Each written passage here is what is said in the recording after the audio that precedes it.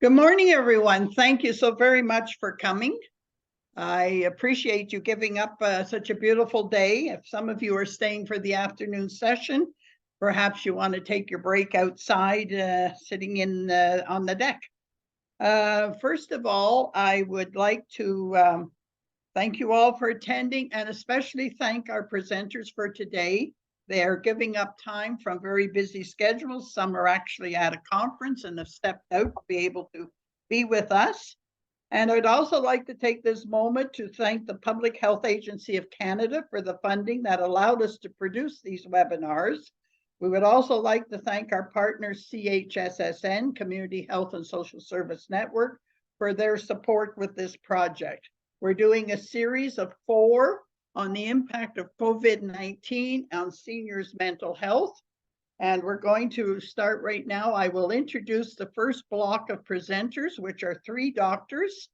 It's Dr. Claire Godard-Sebillotte as assistant professor at the Division of Geriatrics, Department of Medicine at McGill University, a gerontologist at the McGill University, the MUHC, a junior scientist with the MUHC Research Institute, and principal investigator of the team, research on the Organization of Health Services for Alzheimer's, ROSA. Her research interest focuses on improving care trajectories of all persons with major neurocognitive disorders using a participatory approach and equity lens. Following Claire will be Dr. Isabelle Vedel, who is also an MD, a PhD, is an associate professor in the Department of Family Medicine at McGill University, as well as a public health physician. She is the co-founder and scientific director of the Pan-Canada Research Team, once again ROSA, a team of 19 Canadian consortiums of neurodegeneration in aging. Sorry, I'm losing my voice. Her research focuses on the implementation, evaluation, and organization of primary health care services for people living with dementia using mixed methods, chart review, surveys, interviews, focus groups, analysis of administrative databases. She is responsible for the evaluation of Alzheimer's plan in Quebec and participated as an expert with the Canadian Academy of Health Sciences to support the development of the National Strategy on Dementia. She is a senior scientist at the Quebec Surveillance Institute, Institut National de la Santé Publique de Québec, where she analyzes administrative databases, in particular on the impact of COVID pandemic on persons living with dementia, and it was funded by the Canadian Institute of Health Research. Dr. Deniz Cetrin-Sahin is a PhD and I'm a medical doctor, is a research associate working with ROSA team on various projects. A physician by training, she holds a Master of Science in Experimental Medicine, Family Medicine Option, and a PhD in Family Medicine and Primary Care at McGill University. Wow. Her role in large projects that aimed at improving care for older adults living in the community, visiting emergency departments, and residing in long-term care homes led to her research interest in interdisciplinary geriatric transitional care.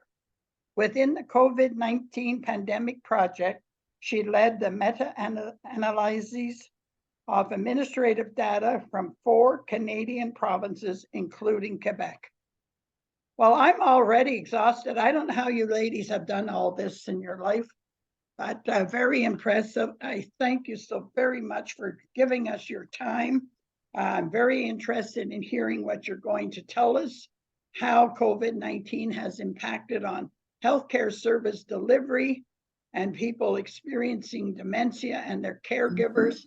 What was the impact? And of course, including that, the physical, the psychological, the anxiety, etc., etc. So without further ado from me, I think I've given you, oh, I did not tell you that your questions are to go in the chat box. So please type them as you think them up. The host. Yeah. Please type them up and put them there as you think of them so that Katya and Andrew will be ready when it's question time to ask the presenters the questions. So without further ado from me, I'm turning it over to Dr. Claire to lead us through the morning sessions. Thank you so much, Ruth, for welcoming us. It's really a pleasure for us to be able to present our research results. Our research team, as you heard, is really focused on persons with major neurocognitive disorder, which are also known as dementia.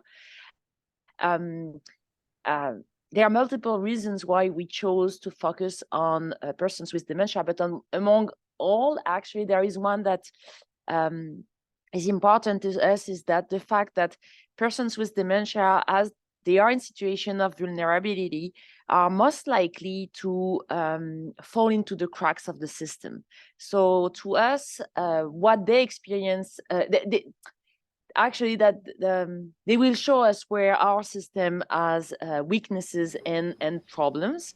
And so today we are going to present you the result of a study that we conducted on the impact of and you will see that they have especially dramatically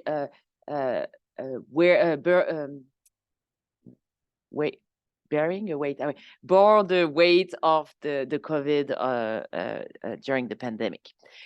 Next slide. Next slide. So dementia is multiple diseases that affect cognitive domains and are associated with a loss in function. Dementia is actually affecting over 55 million people worldwide. It's the third cause of death in Europe and North America. And in 2023, 170,000 Quebecers lived with dementia. And this figure is going to increase due to the aging of the population. And actually, we also know that there is an indirect diagnosis of the dementia. So actually, the numbers might be even higher. Next slide. So the COVID pandemic did dramatically impact persons living with dementia. First, they had an unprecedented disruption to the care they usually receive. They had to stay at home. They had to physically distance from their usual caregivers, formal or informal. It was especially challenging to remember the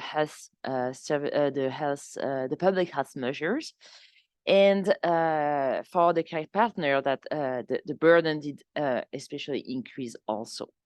They had limited access to health services and resources.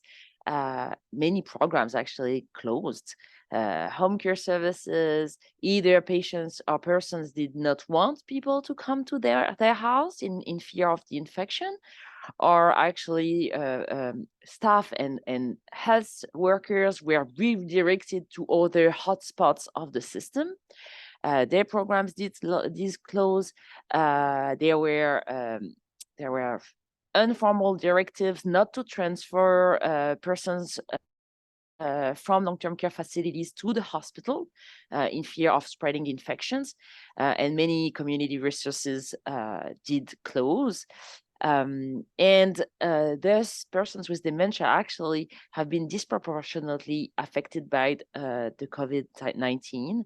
The most common comorbidity associated with death due to COVID in Canada was actually dementia. And 36% of all COVID deaths actually had dementia in 2020. And they were especially affected because of their physical vulnerability to diseases, but also because of all the measures. And actually, they presented very atypical symptoms of COVID that led sometimes to underdiagnosis. They presented with delirium, disruptive behaviors, loss of appetite, or even fall. We did publish an article at the Montreal General Hospital showing that actually fall was one of the clinical presentation of COVID. And as you know, like I have never heard during the initial phases you need to do a COVID test to a faller, but actually we should have, and we are actually now. Next slide. So it was really in the beginning of the pandemic that we designed the project.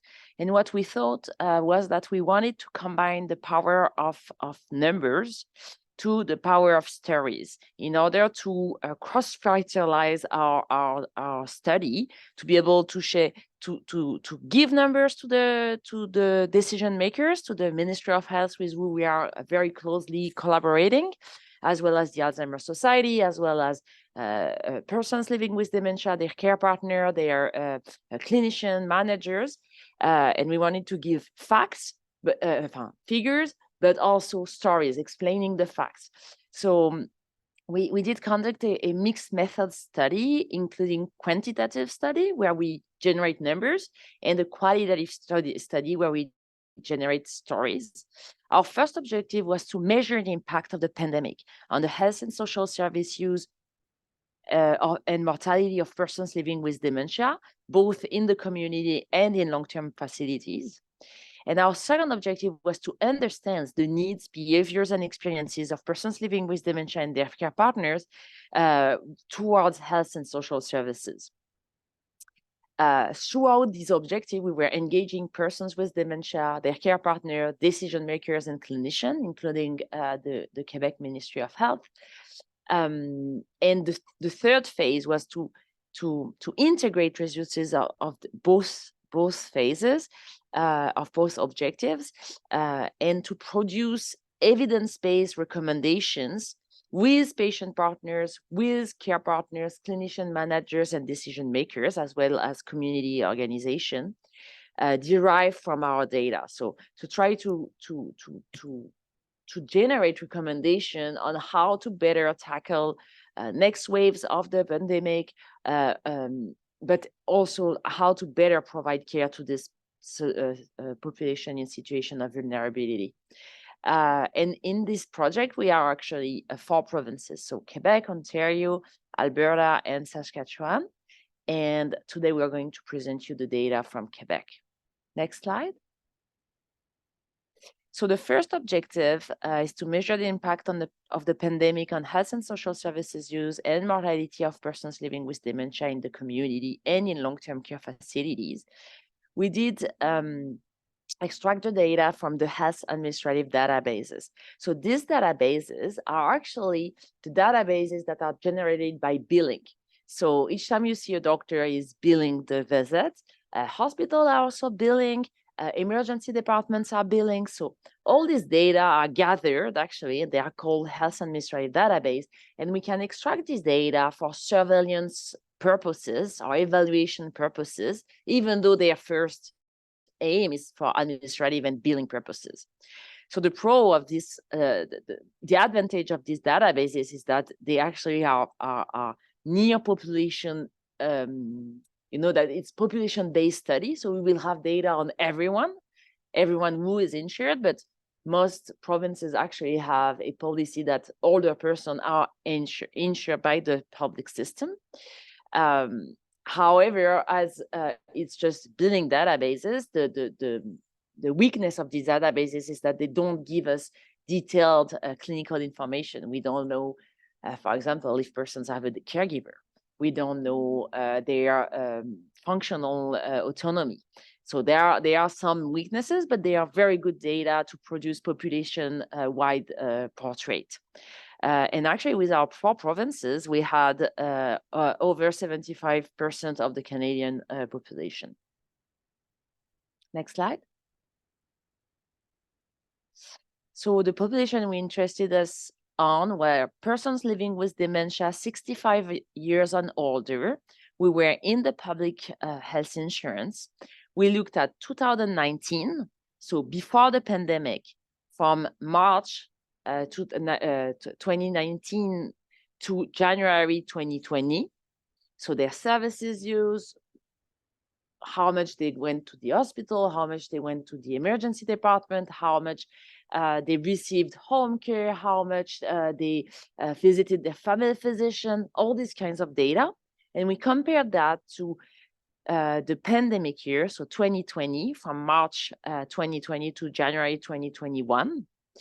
And the exposure was actually the COVID pandemic. So we did not identify whether people did have the virus itself. What we were interested in was more on the global effect. So the effect of living during a pandemic. So even though you haven't been infected, actually you had to endure all the public health measures. Next slide. Yes. And so actually we studied two populations. So persons living in their home, which actually are most of people living with dementia, they are living in their home, and then people living in long-term care homes. Next slide. And so now I'm going to give to let Deniz speak. Thank you so much. Yes, thanks, Claire. Good morning, everyone. So we studied 4 provinces, but today we will be focusing on Quebec results. Next slide, please.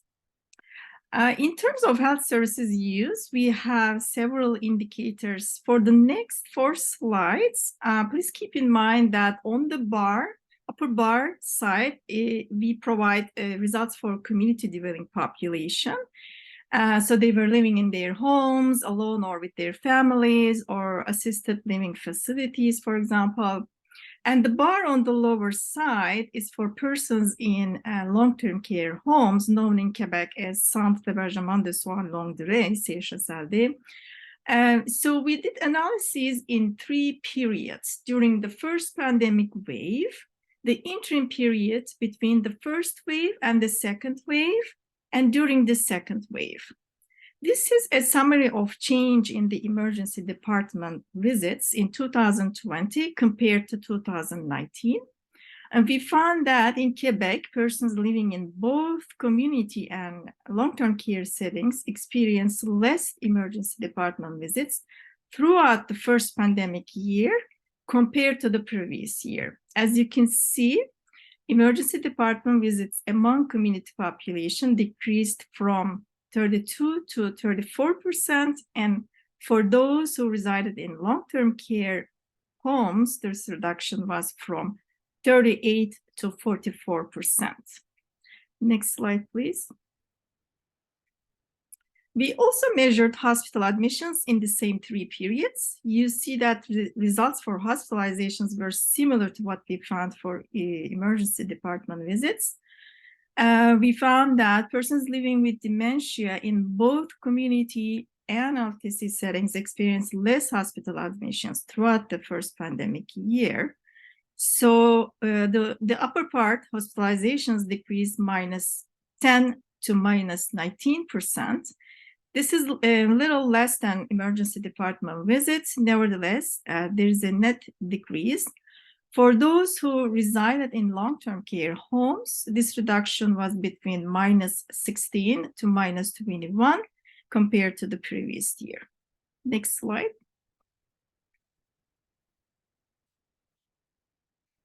So we'll also look at intensive care unit admissions. Again, the results were quite similar. Persons living in both community and long-term care settings experienced less ICU visits throughout the first pandemic year. We see that all arrows show a decrease in the first wave, between the first wave and the second wave, and in the second wave. In the community, upper part, the reduction was from -17 to 25%, while in long-term care homes, in the bottom part, this reduction was between 28 to 30%. Next slide, please.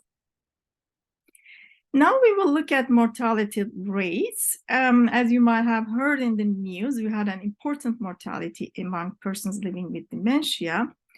You see in this figure that in both in community and long-term care settings, mortality rates were significantly higher during the first wave. In the community, we had 25% increase in mortality in the first wave, which is quite high. And mortality was stable during the interim period, and there was again 16% increase in the second wave. And the persons who were living in long-term care homes, the increase in mortality was much more dramatic, with 76% increase during the first wave. What we see afterwards is minus 22 decrease and stabilization. This is probably because persons who died during the first wave, they were fragile, and there were less fragile persons staying in long-term care homes. So there was less mortality. Next slide, please. Up to now, I showed you a comparison of the community versus long-term care home setting. We can now switch to another aspect, physician visits, and some other indicators we investigated among persons living in the community. So here we see on the screen that there was an increase in family physician visits throughout the first pandemic year compared to 2019. There was 8% increase in the first wave, 5% during the interim period, and 4% in the second wave. Next slide, please. In contrast, persons living in community experienced lower visits to both cognitive and other specialists throughout the 3 pandemic periods. So visit to cognitive specialists, including geriatricians, neurologists, psychiatrists, decreased during the 3 periods, minus 17% during the first wave, minus 15% between the 2 waves, and 6% in the second wave. Visits to other specialists on the lower part, you see, for example, cardiologists and endocrinologists and all other types of specialists decreased more in 2020 pandemic year compared to the previous year. We observed minus 36% less visits during the first wave, minus 18% between the 2 waves, and minus 11% in the second wave. Next slide, please. We also investigated some medications, particularly those are problematic in general. Antipsychotics are those are giving when persons have hallucinations, wandering, or other types of behavioral or psychological symptoms of dementia. These medications have some consequences, and they're not recommended except for using them as a last resource. We try to take environmental measures, try to understand why they're having these manifestations, and use non-pharmacological approaches in the first place. Unfortunately, what we see here in the upper bar, that new antipsychotic prescriptions increased 18% in the first wave, also during the interim period, 8%. However, in the second wave, it stayed similar to the year before the pandemic. We also looked at benzodiazepines, which are medication used to calm anxiety and help people sleep. And they're not recommended either among older adults in general, because they have important effects, including fall-related injuries, such as fractures, or even cognitive worsening. So new benzodiazepine prescriptions did not change during the first wave and interim period, which is good news. But they even decreased in minus 21% in the second wave of the pandemic. So next slide, please. And the last indicator we will look at together in community population is admission to long-term care homes. We found that these admissions were significantly lower throughout the first pandemic year. As you can see, there's an important decrease during the first wave, minus 27%.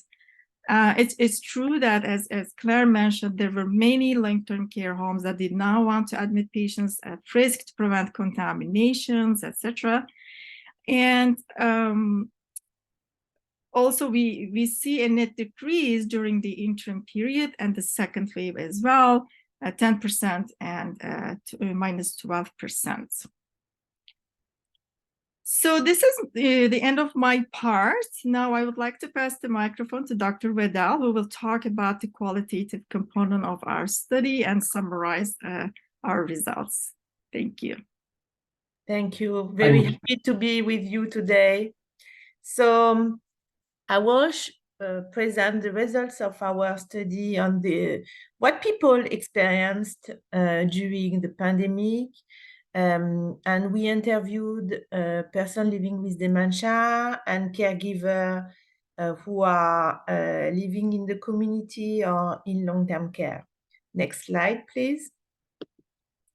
So we interviewed 66 persons across the 4 provinces, 55 caregivers and 11 persons living with dementia between 2022 and 2023. Next slide, please. We were particularly interested in the human rights aspect during the pandemic, and we used the WHO organization, the World Health Organization framework about human rights for persons living with dementia. And we focused on 5 domains: participation, so it's really the right to participate in all decisions affecting their lives. Accountability is the right to be able to exercise their human rights and advocate for their human rights. And non-discrimination and equality is the right to be free from discrimination due to age, gender, disability, sexual orientation, and so on. Empowerment, which is the right to have free and informed consent to treatment and to supported decision-making. And then accessibility, we added this aspect that was really important during the pandemic, accessibility to healthcare services during the pandemic. Next slide, please. Now I will show you some results about how people participate in the decision-making about their health and their lives. Our results show that the pandemic had a negative impact and positive impact on the participation of persons living with dementia and caregivers. For instance, a good communication between healthcare professionals and a good engagement with persons living with dementia was really a positive aspect that was experienced sometimes. However, usually the communication was not really good during the pandemic. Another aspect was the support from healthcare professionals during the pandemic. In all provinces, people didn't feel completely supported during the pandemic. And this can be emotional, linked with information or physical support. However, some people experienced good care during the pandemic. Another aspect that was highlighted during our interviews with people living with dementia and their caregiver is the fact that services and policies were not really accessible or were not adapted during the pandemic. For instance, the use of telehealth was sometimes complicated, and the participation of persons during virtual encounter with health and social care professionals was not so easy. However, some participants said that they felt the services were adapted to their capacity and their lives. Public health measures were not really easy to follow.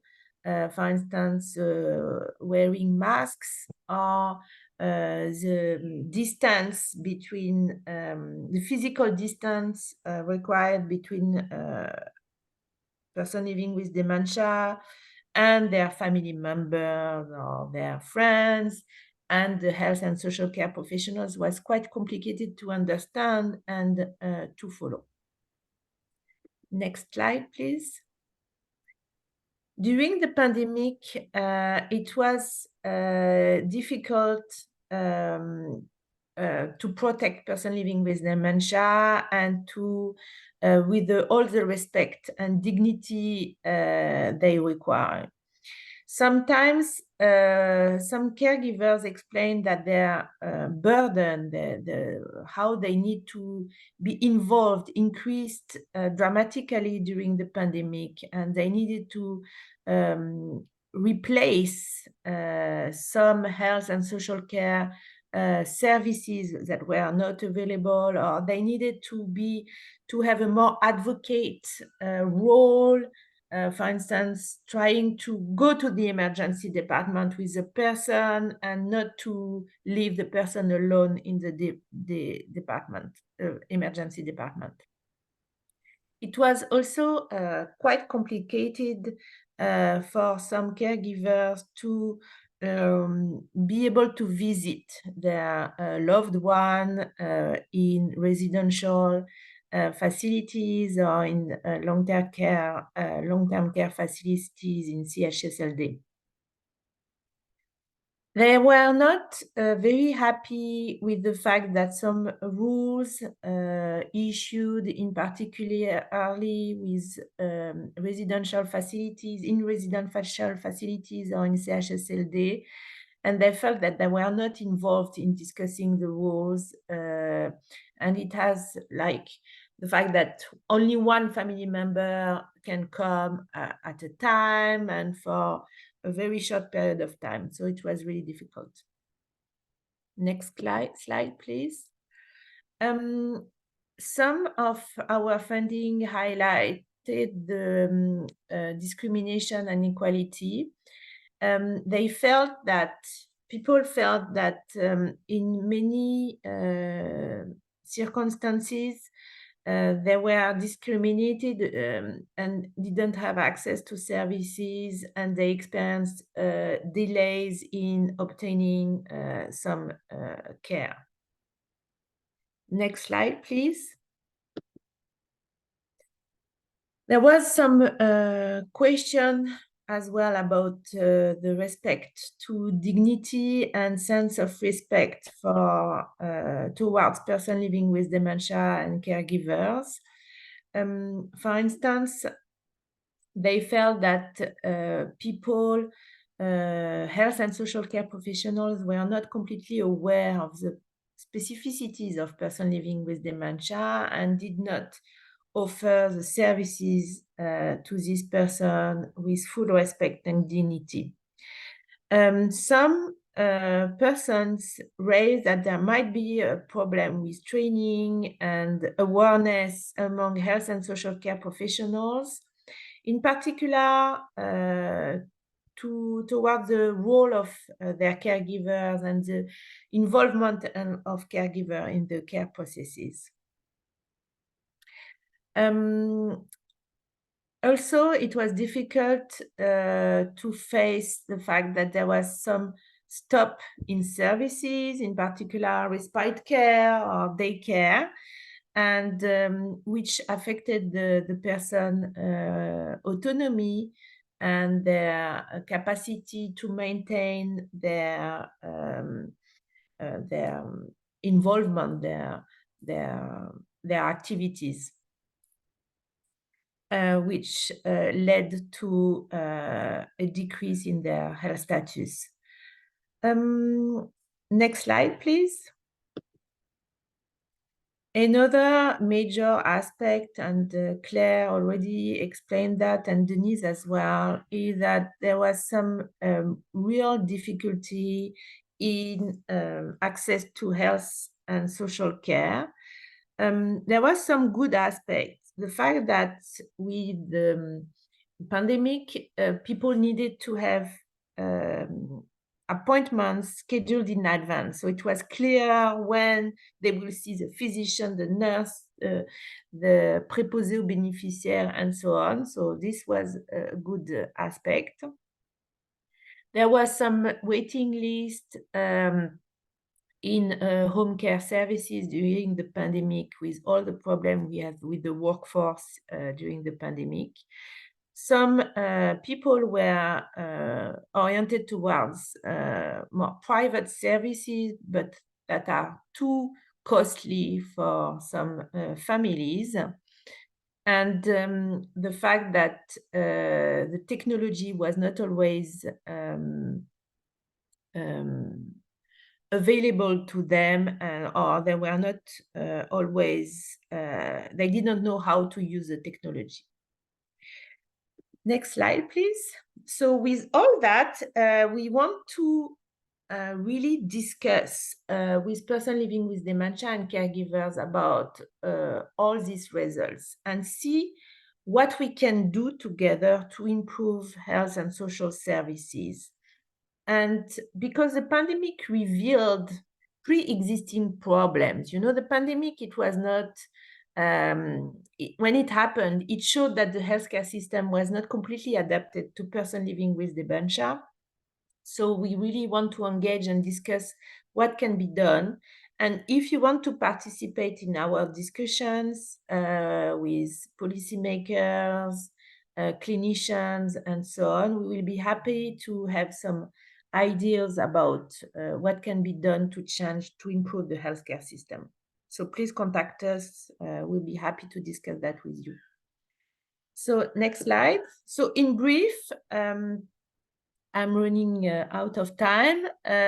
We have seen a lot of disruption in the use of services during the pandemic. It's very sad, but the mortality was extremely high among persons living with dementia, both in the community and in long-term care homes in CHSLD. And we saw that the human rights of persons living with dementia and their caregivers were not fully respected during the COVID pandemic, and revealed some pre-existing problems in the healthcare system, even though some health and social care providers and services tried to adapt as much as they can to the disruption of the pandemic. I will finish with the last slide to thank all our collaborators for this big project among 4 provinces. And the last slide is about how to contact us, and we can distribute that through Ruth, I'm sure, and her team, if you want to be involved in discussing further these results, and more importantly, on how to improve the healthcare system. Thank you.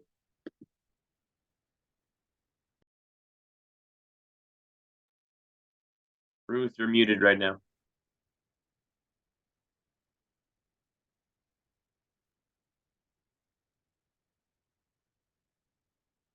Ruth, we can't hear you. You can just unmute yourself and repeat what you said, please. I'm sorry. That's okay. You didn't hear any of that? Okay. Thank you, ladies, very much. We've certainly learned a great deal about all the different aspects of research that you're doing, not only with the person, patient with dementia, but also their caregivers, and the major impacts that COVID had on them. I thank you for your time.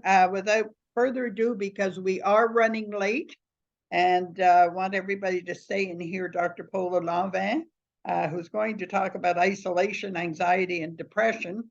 We're going to turn it immediately. I hope you've typed your questions in the chat box, And Andrew, I think, is the one that's going to be asking them. If not him, it'll be Katya, but I think it's Andrew. And we'll give it 10 minutes, but not a second longer. So away you go. Okay, so we have one question so far, and the question is a simple one. First of all, thank you very much for your presentation. You guys were very thorough in explaining everything. I think that's why we don't have a lot of questions so far. But do we know why there was less visits to specialists versus GPs during the pandemic?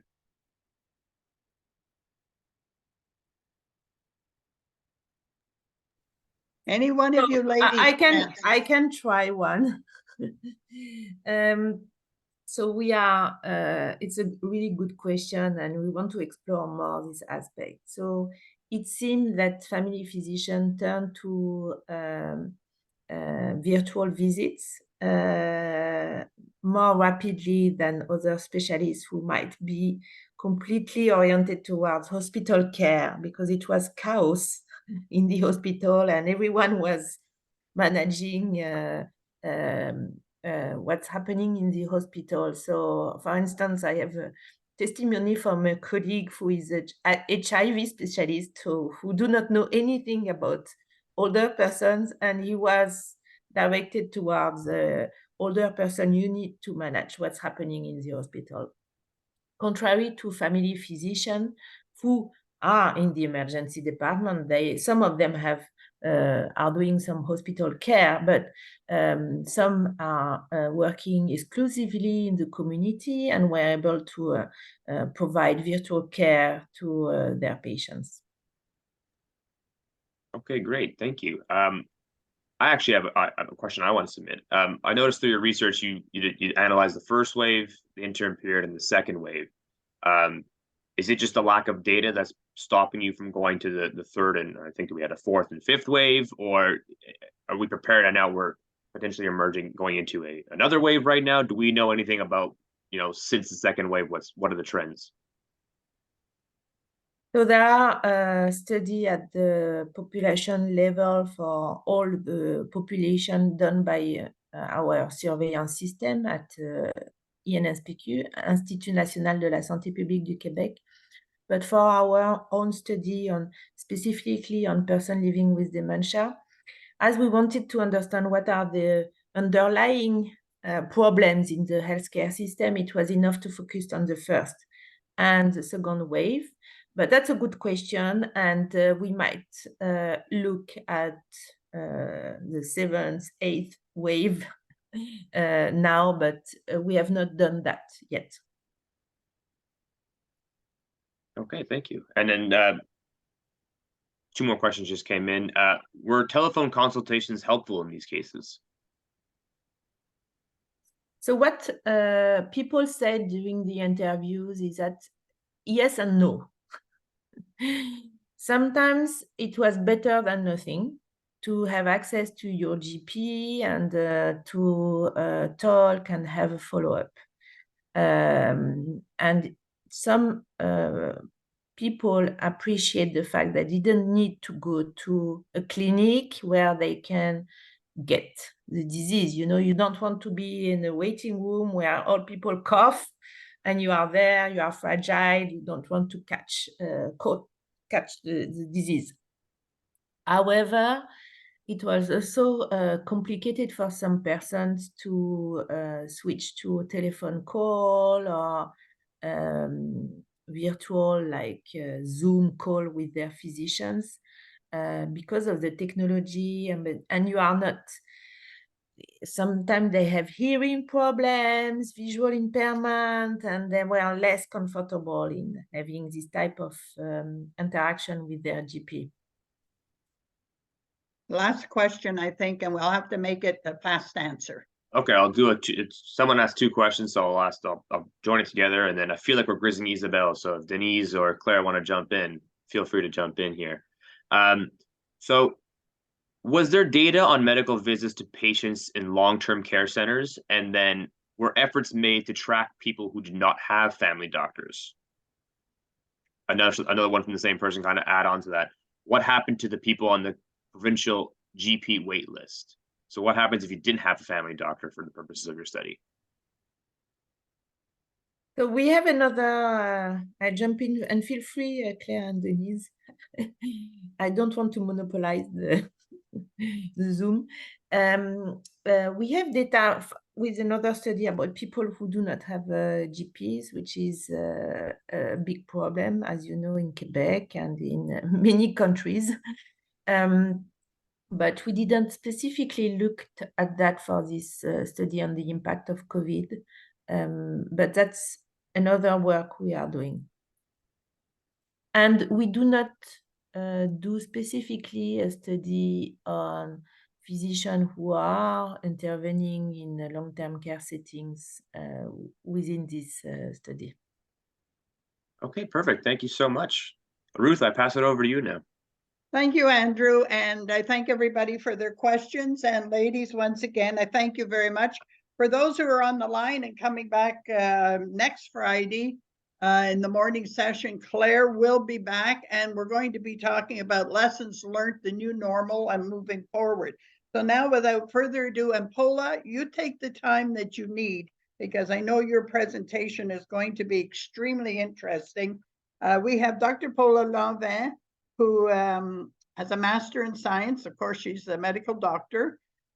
She specializes in clinical trials in psychiatry, who works at the Lady Davis Research Institute, the Douglas Mental Health Research Hospital, affiliated with McGill University.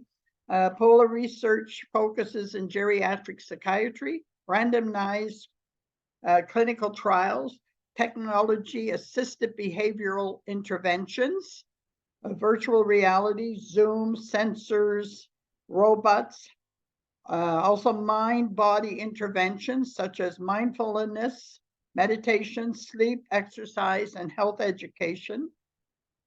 And she's also going to be talking to us about depression, anxiety, and bipolar disorders. So Paula, without further ado, I'm turning it right over to you, and thank you for coming. Thank you very much, Ruth. I'm so happy and pleased to be here with this wonderful ASAQ team.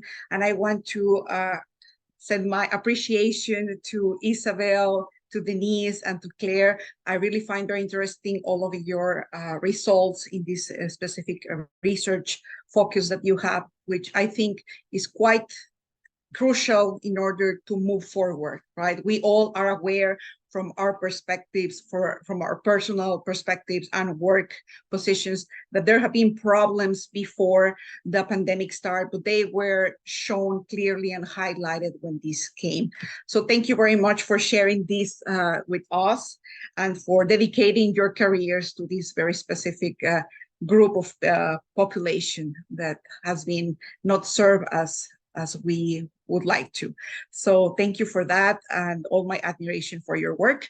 And I would like to briefly introduce myself and my wonderful team. So my name is Paula Lavin. I am specialized in clinical trials. So what we are trying to do these clinical trials in so many different ways is that we are trying to shift the focus on how we are doing research for older adults in Quebec and Canada. So the typical model was, you know, some people somewhere in a university will be like doing so much analysis and data and like complex mathematics and statistics. And there was like lifetimes going by and nobody knew like what was actually changing. You know, the real end user or person that should be benefiting like was not seeing any change. So we want to come here with a different model. We also harness this amazing approach that my colleagues have shared with you about like using this quantitative method. So all the numbers in. Then we have the qualitative methods. It's important to speak to people to get the feedback of the final person that is, you know, the end user of our research and our intervention.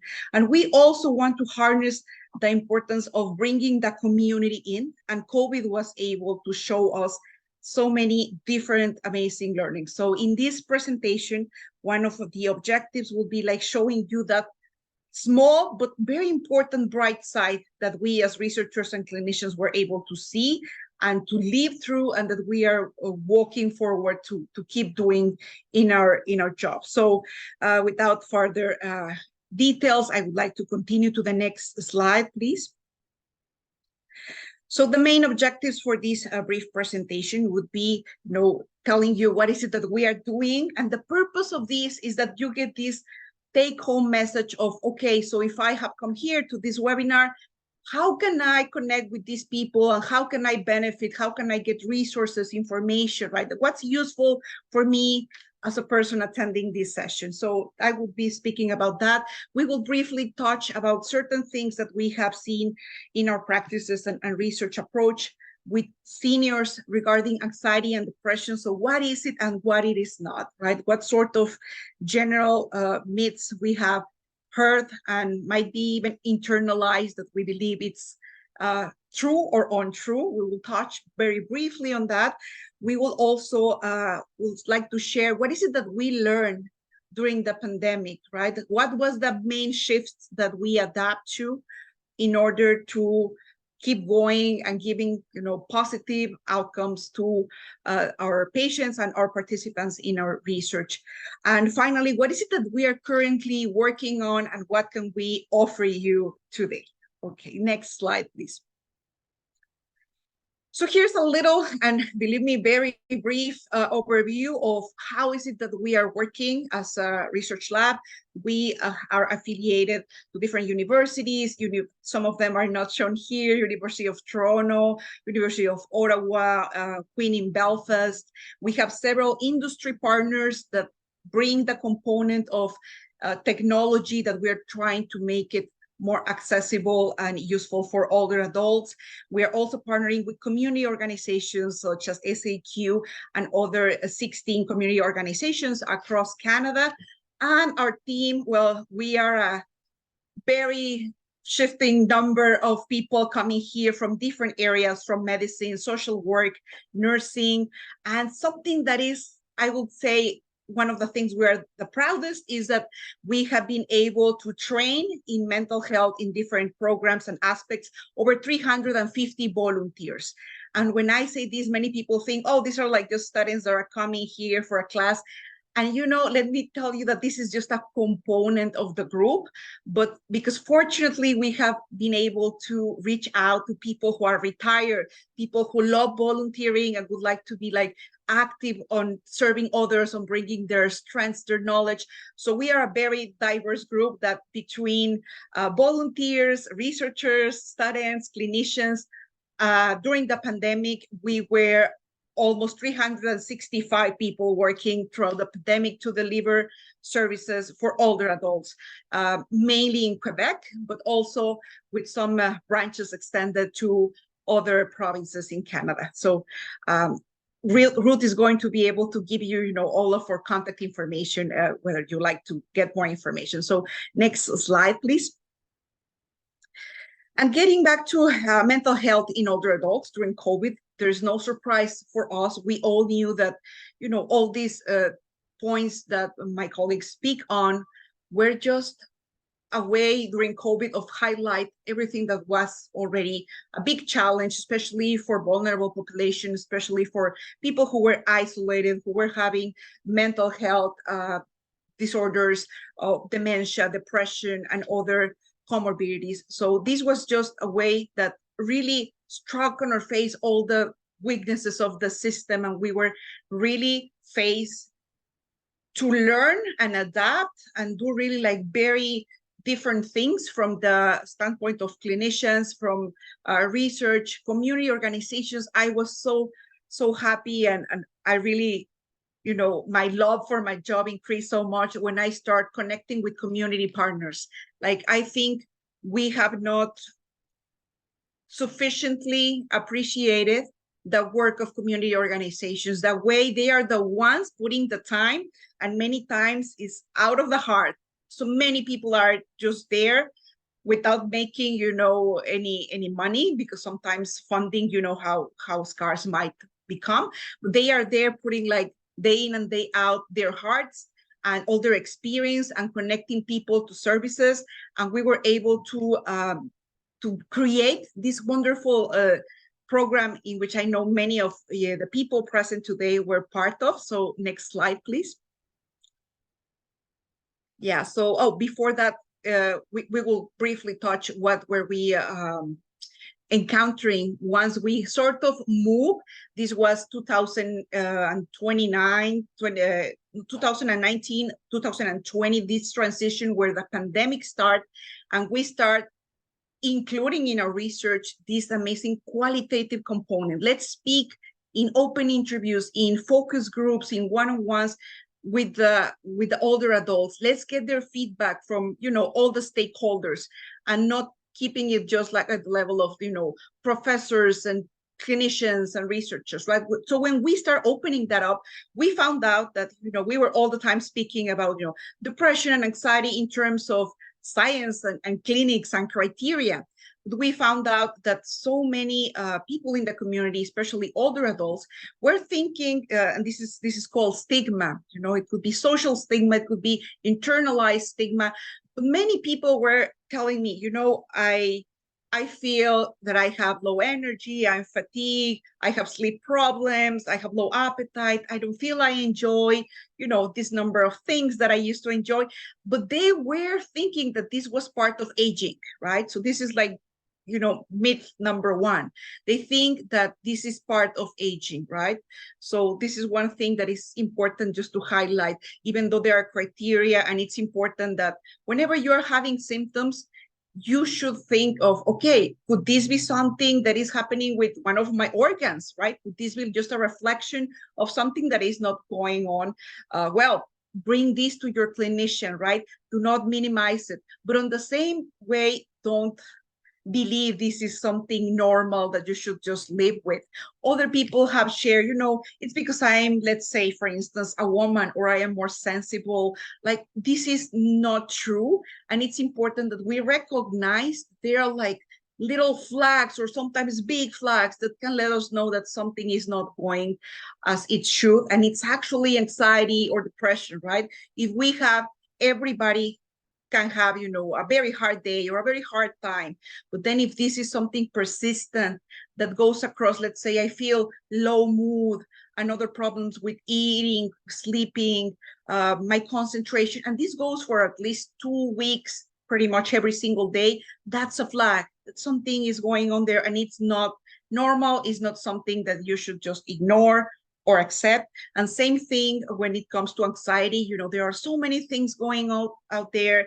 We have like so many concerns in life that, you know, having some anxiety, like one day that you are really stressed, that's a normal response. But if this is affecting your life and is permanent and it's like really changing, do your daily activities, right? If this is something that is continually there across months, bring this to your physician. Do not, you know, most people I have spoken with say, you know, they keep it quiet because they don't want to sound like, you know, I am weak if I accept I'm having this, or this is normal because X or Y age. For many people has been surprising that children can be depressed, for instance, and that's something true, right? So it's not about age, it's not about gender, it's not about you or me having any specific weakness or something particularly wrong with myself. It's just as, you know, if we are having a problem with our toe, we can also have a problem with our mind. And there are some resources and some treatments out there that we could seek out. So, you know, that's, I think, a whole topic in itself.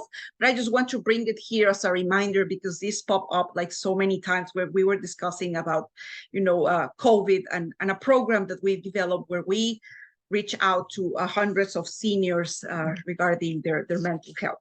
So next slide, please.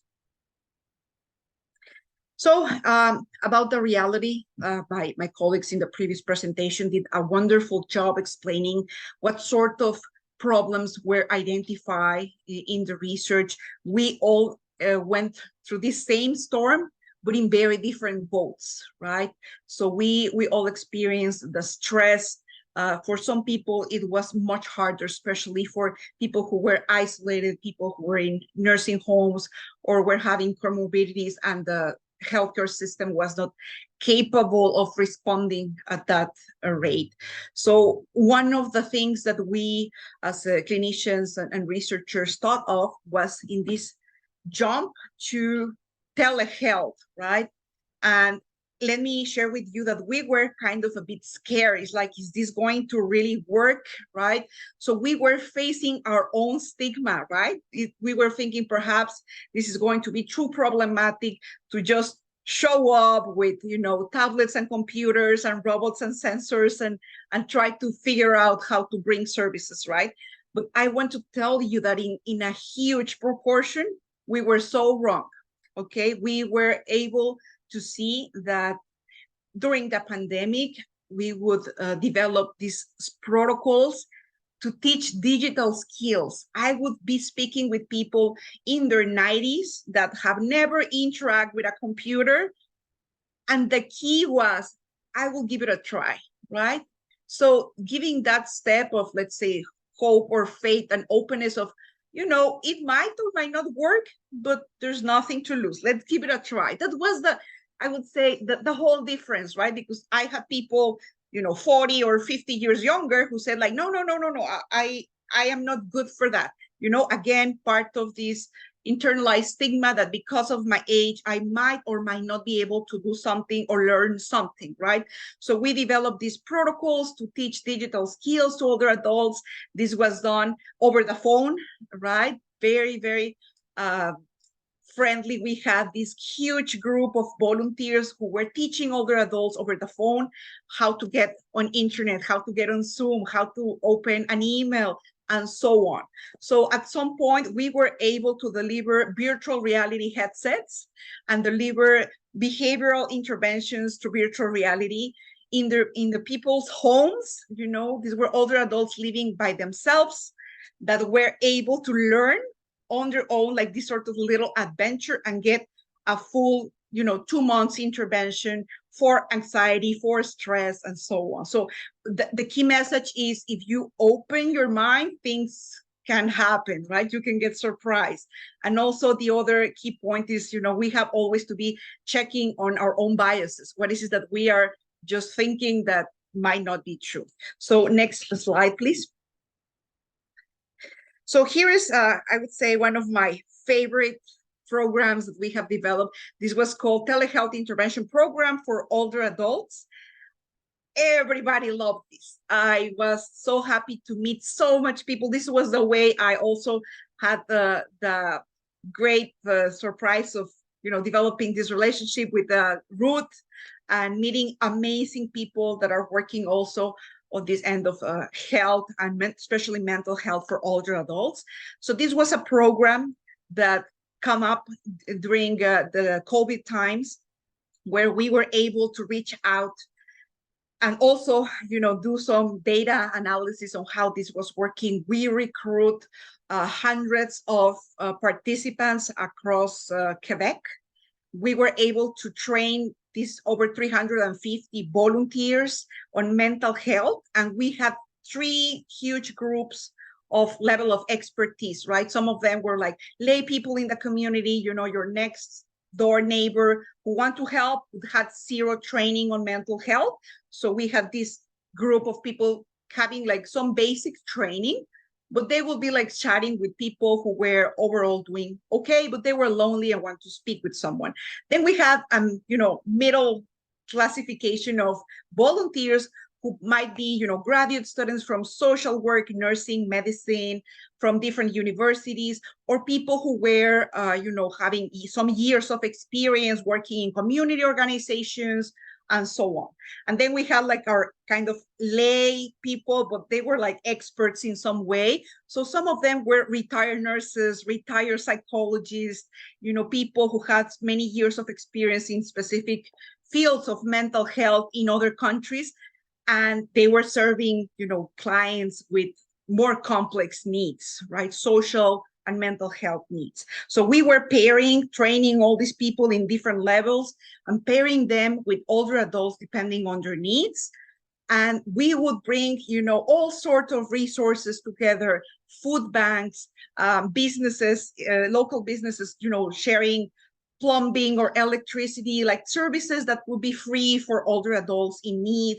We would be like pairing people who would help them with like taxes and applying for government benefits and so many other services. This was a huge impact.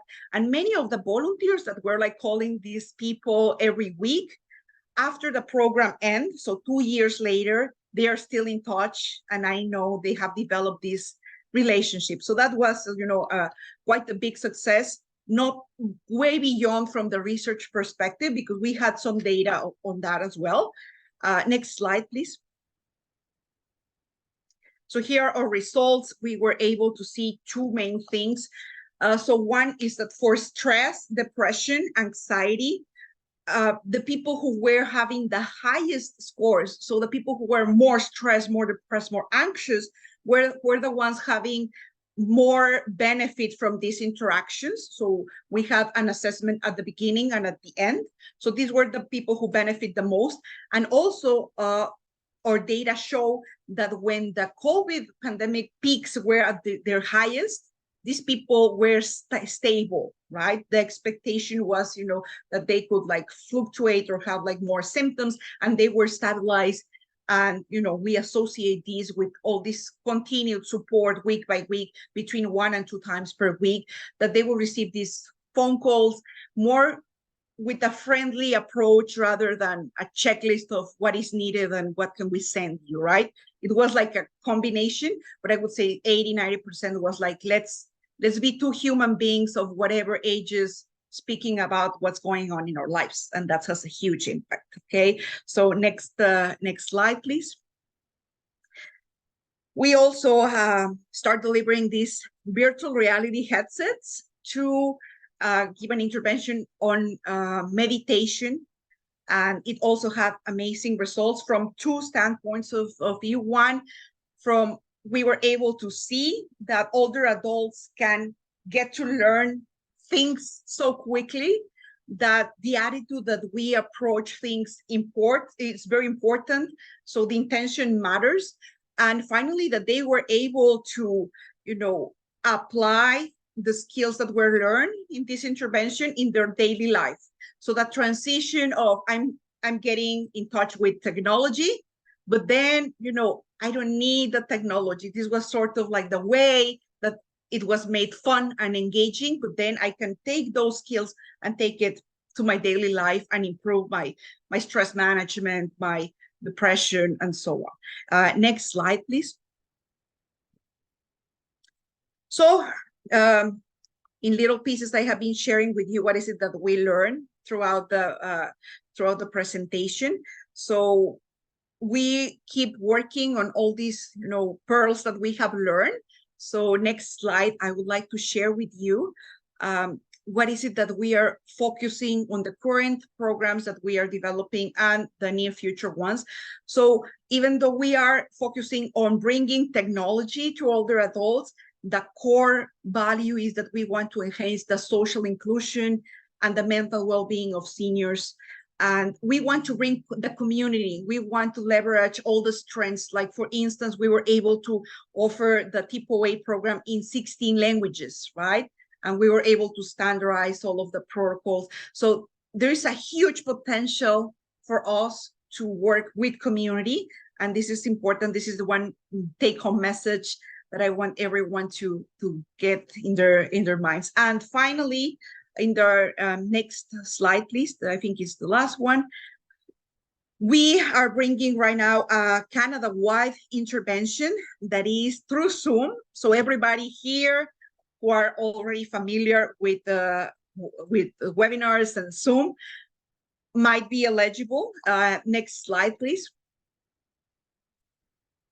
At this moment, we are testing an online mindfulness-based cognitive therapy. Now, cognitive therapy has been, like a superstar in mental health that has shown great results on helping people with different things, stress, anxiety, depression, on, sleep problems and other components. So we are doing cognitive therapy, which is exploring about the way we think, and questioning certain ways that we think. And then we have this wonderful protocol developed by Dr. Sindel Sigal in University of Toronto that is the mindfulness-based cognitive therapy. So we are going to open this invitation across Canada. We are offering 8 interventions through Zoom. So it's a weekly session on Zoom for 1.5 hours to learn strategies that could help you with depressive symptoms. So next slide, please. Great news is that we have data that it is working. We already had some pilot groups in person and the results were really great. The difference is that now we're trying to scale it up through Zoom and reach out to more people, especially during winter. We know that, winter times here in Quebec increase the barriers to, attend an in-person group. So this is the way we are bringing it. If anyone would like to know more details about these interventions, feel free to send an email. At this moment, our recruitment team is welcoming people all the way to first week in October. So we will be starting soon. Thank you very much for your time, your attention, and I will be happy to hear any questions. Paula, thank you so very, very much. Your enthusiasm is contagious. I know of the great, marvelous work that you've been doing and continue to do. And one thing I would like to highlight that your trained volunteers are from many cultures and speak many languages. So that's an added benefit. I'm going to immediately turn it to Andrew for questions because we are tight for time because we do have an afternoon session and some of us have to be ready for 1 o'clock for that. Thank you. And Andrew, do you have any questions? So no questions popping up just yet. I'll give people a few more minutes, but I have a question on my mind I'd love to ask you. So this was focused on during the pandemic, at least when it started, and you had a need to do it online rather than in person. Have you noticed a difference? Is it more effective in person versus online, or is there no difference in the work you're doing? So this is a great question. And this is currently one of the purpose of our current studies, right? As you mentioned, during the pandemic, this was a need. We need to keep people safe. And we brought it through, different technology-based interventions. Now, what we have not compared, like we have independent studies, right? We have the ones in person and we have the ones through virtual reality or Zoom, but they are different protocols. So to answer that question effectively, we would need to have a same protocol with 2 groups. This is in person and this is online. We have one small study. I think there are like 60 participants. One of our graduate students did this with virtual reality. So this was, more like mid-2022. Things were looking great during the summer. So she had 30 people receiving virtual reality goggles at home and 30 people at the Jewish hospital. Both work the same, right? We had great, and this is more about, aspects that we have to be aware, right? Sometimes perhaps I prefer going in person, but then I need a caregiver to take me there. I need expenses. Then the winter comes. So there are like many factors that even if I prefer it, if we only have it in person, I am not able to attend, right? So there are like multiple dimensions to this problem. So far in this small study, what we see is that it's working great. There is no statistical difference between this group that we use for meditation. This is specific for meditation for stress reduction. It worked great with both groups. But of course, there are like so many layers to answer that and, different protocols. We are trying to do these now super big studies, Canada-wide, welcoming everyone. It's going to be in English for 8 weeks, and they will have next groups next year. We are hoping for, of course, in French, but then in other languages, if possible, if feasible. But at least for now, we are opening several. We have around like 100 spots for this fall, and it's going to be for this online mindfulness-based cognitive therapy, and we will have a control group. We have a protocol called Health Enhancement Program, which is also teaching important aspects of health. So we could actually compare how they are working, but in person, both have worked really, really nicely. Thank you for that question. Well, you're welcome. And so as I wait for more questions to come in, people, if anyone has a question, please feel free to write it in the chat. I just want to ask another follow-up question. Well, Ruth, do you have something to ask? Yeah, go do your follow-up and then I'll. Oh, sorry, it's kind of a new line of questioning. I'm completely fascinated by the use of virtual reality with seniors.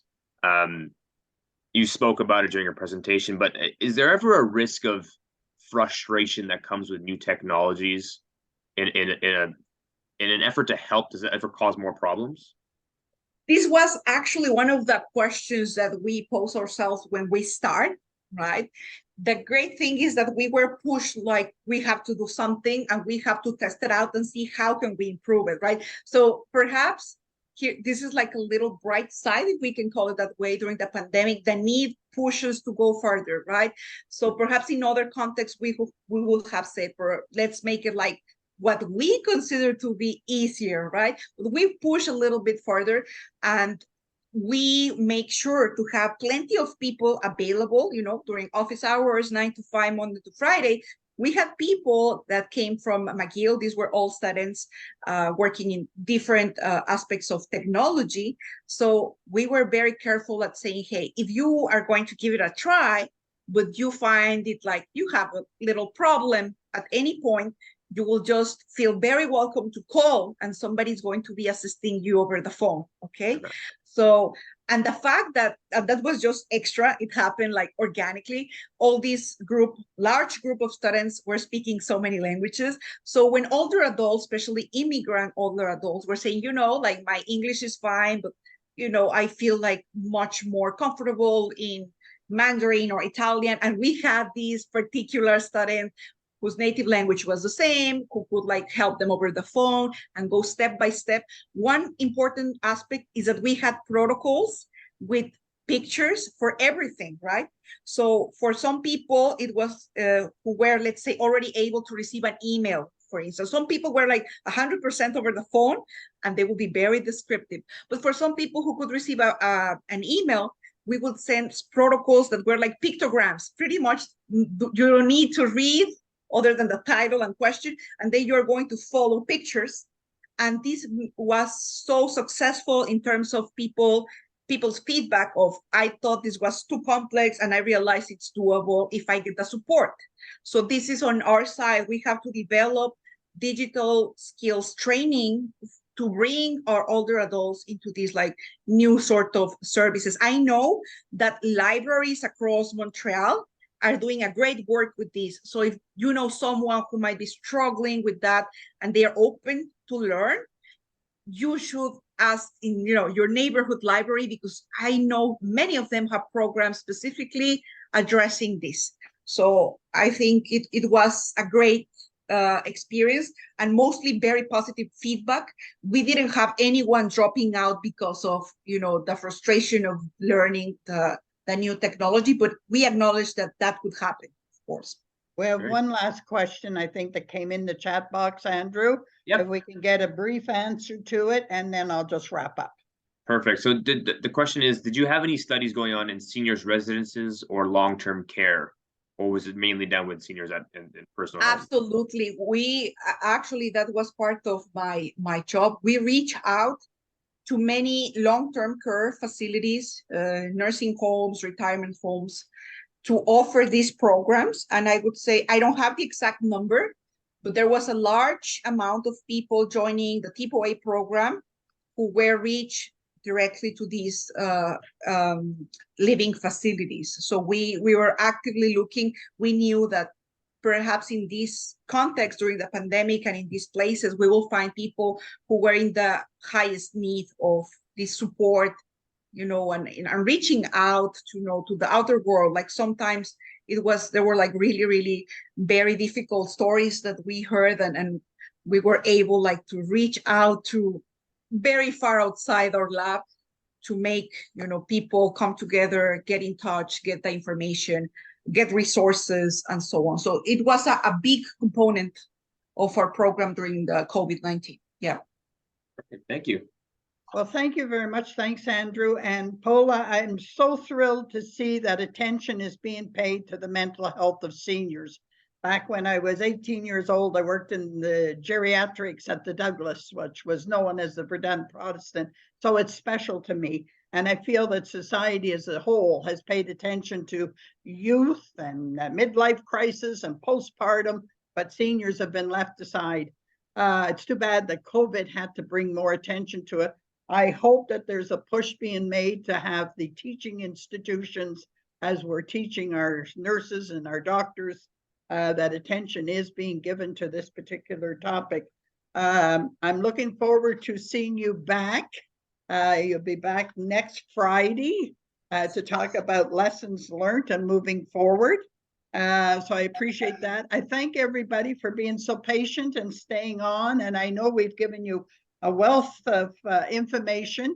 You will be receiving a copy of the presentations in about 2 to 3 days, and it will be uploaded on our social media platforms, YouTube, our Facebook page, and we will be having some of you coming back for the 1:30 to 3 o'clock session, which is talking about the impact of COVID on community organizations, their delivery of services, their staff, their volunteers.